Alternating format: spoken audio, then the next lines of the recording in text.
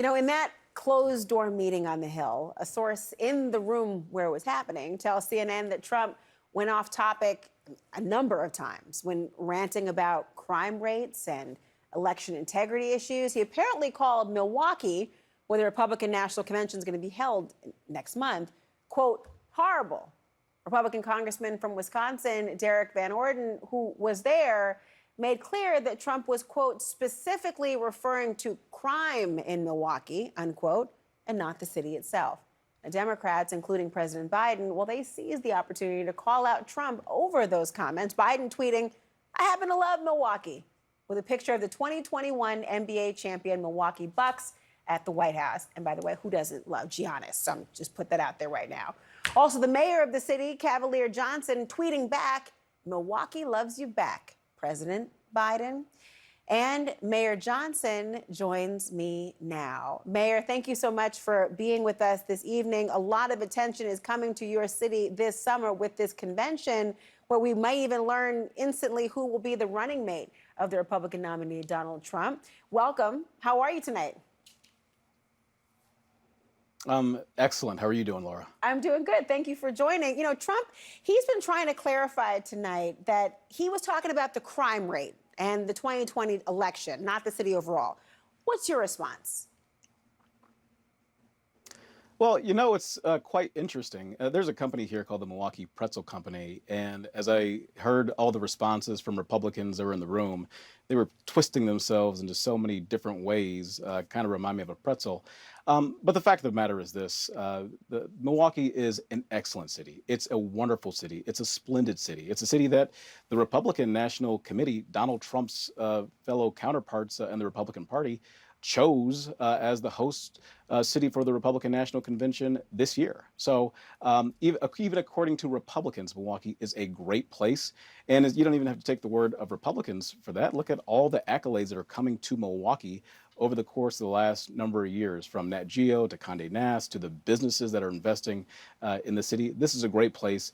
And the former president and every Republican who will have the chance to come to our great city, they'll see that when they're here on the ground in Milwaukee for the convention.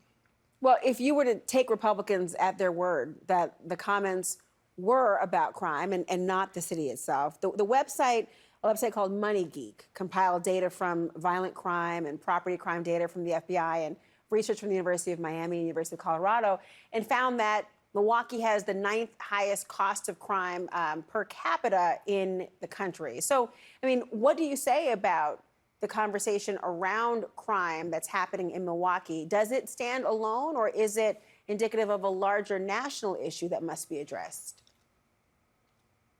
Sure, absolutely. This is a part of a national issue around crime, and particularly gun crime in the United States. We've got far too many guns in the hands of people who just should not have them. That's not a Milwaukee thing. That's a United States thing, unfortunately. But this is the key, though, right? Over the course of the last 2 years, right, crime in Milwaukee has steadily been dropping because in my administration, we've been offering solutions that have focused in on accountability and prevention.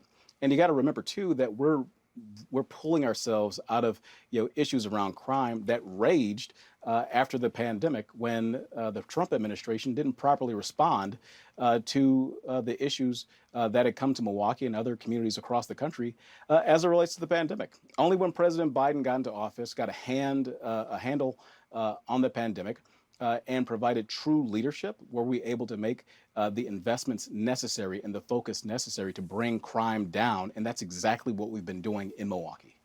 I mean, you know, there's a saying, right? Don't bite the hand that feeds you. Well, how about politically, don't bite the hand that could potentially feed you? Because Milwaukee is a very blue area, as you know. Wisconsin maybe broadly has a different spin, but you have said today that there are roughly 50,000 Republicans in the city, in a state that Biden only won by fewer than 21,000 votes. I do wonder if a comment like that coming from Trump could actually cost him the state in November. Yeah, as you correctly point out, Laura, in Wisconsin, we're a purple state, and statewide elections are decided on a razor-thin margin. And so for the former president to call Milwaukee a horrible place, That's insulting the home to roughly 50,000 people who vote Republican here in this city, who have been here for a long time, who are raising their kids in the city, who spend time at all of the places in Milwaukee, who are integral members to our community right here in Milwaukee. So to call their home horrible, I think it's not the right move. It's kind of bizarre in a way. So I think at the end of the day, when it's in a state that's decided on a razor's edge, that may ultimately cost Donald Trump the election. What I said earlier today was, look, if he thinks that cities are horrible, then we should work in this city and cities all across the country to make sure that he doesn't have to live in another city that he probably thinks is horrible as well, and that's Washington, D.C. Well, look, I happen to be a fan of Milwaukee. I'll be there for a wedding this coming fall and cannot wait to partake, and for the conventions as well. Really quick, Mayor, before I let you go, given the dynamics at play and the demographics, perhaps, it's always interesting for me on the outside looking in to see what the reaction is among your constituents when something like the RNC or a convention is coming to town. There's, on the one hand, the economic benefit of having it in your city and the thousands of people who will descend. On the other hand, there can be controversies surrounding being the location for that. Are you seeing or experiencing that in Milwaukee now? Well, fortunately, Milwaukee is in some really rarefied air, in that we were selected to host the 2020 Democratic National Convention. Now, that didn't happen, of course, because of the pandemic, but what it did do is give us the runway in order to build the infrastructure for a proper national political convention. And so we've used some of the lessons of 2020. We built on those things. We have relationships in place with law enforcement here, law enforcement nationally. Our police chief has done a great job of bringing in law enforcement from across the U.S. is going to help us with this. And our partners over at the Secret Service and other federal law enforcement agencies have been critical partners in this.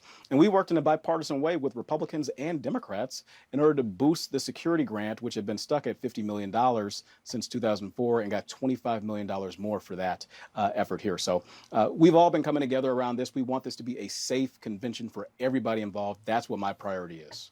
Mayor Cavalier Johnson, thank you so much for being here. Thank you, Laura.